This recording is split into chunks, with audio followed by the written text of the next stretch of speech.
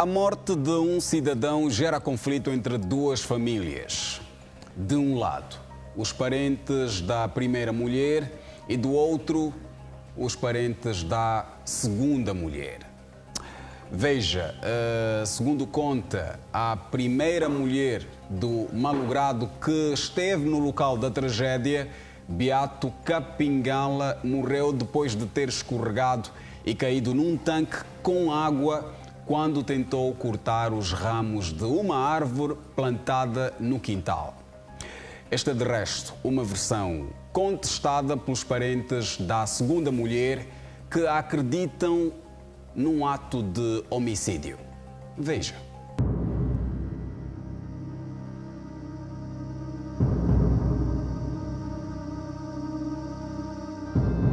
Acidente mortal ou um homicídio?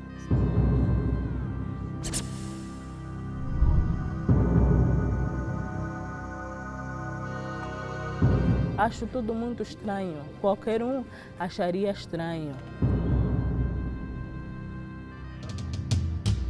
Como é que ele imaginou pôr a escada ali e subir numa árvore que não seria possível ser bodado?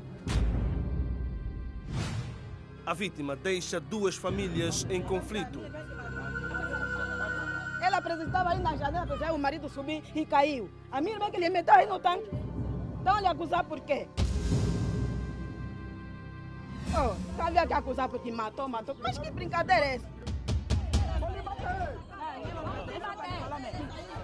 O motivo desta discórdia é a morte de Beato Capingala, um cidadão de 51 anos.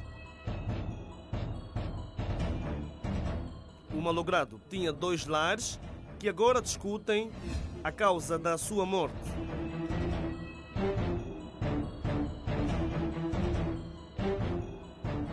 Dúvidas e certezas dividem os parentes de ambas as famílias.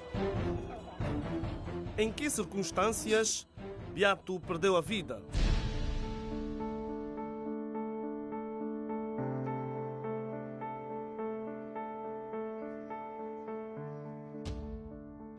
Quais são as reais causas da sua morte? Ana Benjamin é a segunda mulher e vivia com o malogrado nesta casa há mais de 20 anos. Segundo ela, tudo aconteceu quando Beato Capingala, seu esposo, decidiu cortar os ramos desta árvore plantada no quintal. Conta que escorregou e caiu neste tanque com água, onde acabou por morrer afogado. Ela disse, não, vou tirar a katana. Eu disse, katana para quê? Disse, vou partir, vou cortar esse pau. Ela arrumou muito bem a escada. Eu disse, olha, aguarda só um pouco até quando a chuva cessar. Ele disse, não, porque o vento está a vir assim. Eu vou meter o meio, tenho que subir. Porque eu só vou da vista, me fechasse dentro. Eu venho nos vidros da janela. Ele estava a subir. Assim que atenuava muito.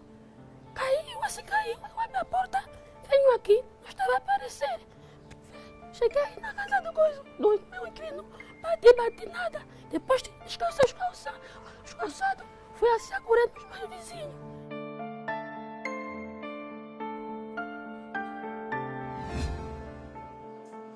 Depois de ser retirado do tanque, os vizinhos ainda tentaram reanimar Beato Capingala, que morreu minutos depois, já a caminho do hospital. Clander de Jesus e Francisco Leopoldo, despertados pelo grito de socorro da esposa do malogrado, contaram ao segurança pública como resgataram o corpo da vítima do tanque. Ela nos disse que caiu mesmo aqui, mas como aqui estava cheia de água e estava caindo muita chuva, então nós não tínhamos certeza mais ou menos em que posição, onde é que ele caiu. Encontramos aqui a escada encostada aqui na parede e essa katana que está aí ao lado, caída mesmo aí. Então também entramos todo mundo em pânico, arranjar a solução de como nós íamos entrar no tanque para ver se retirássemos lá o tibiado.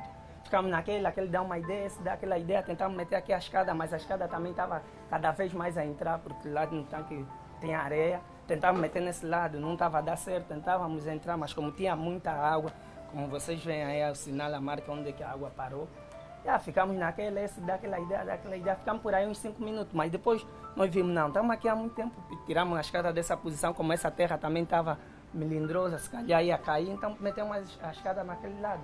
Foi aí que criamos corais e entramos no tanque. Ficamos aí a girar, só foi quando depois que encontramos o corpo de Tibiato naquela posição.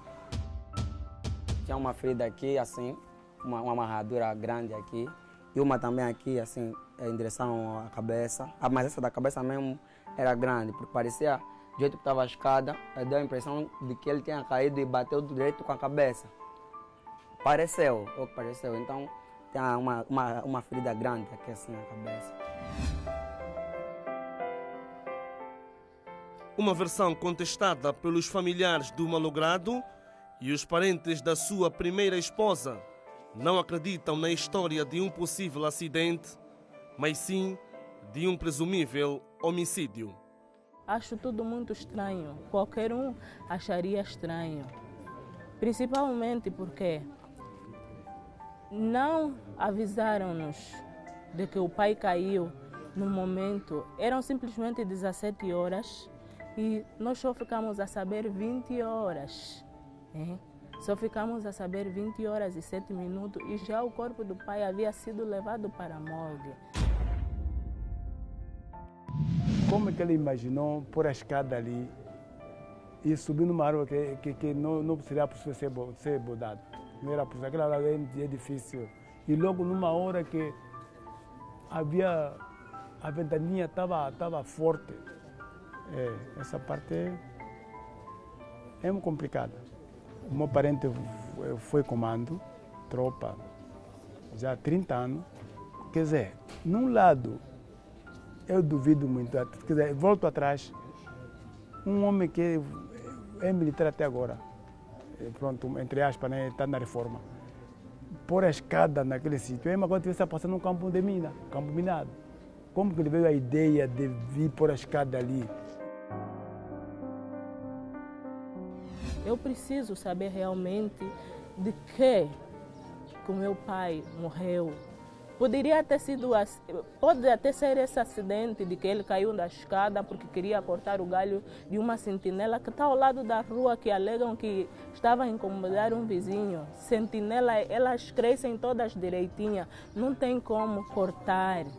E se caiu da escada, realmente, por que é que não nos comunicaram de que, olha, o vosso pai aqui faleceu, visto que lá não tem filhos nenhum.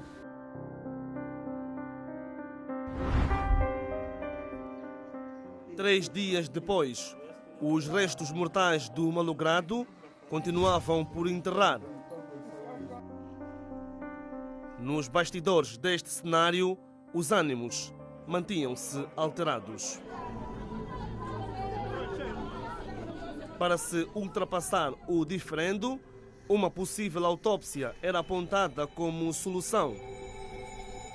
A família da primeira esposa do malogrado queixava-se da interferência da família da segunda mulher. Nós pretendemos fazer a realização da autópsia que nos está sendo impedida de fazer.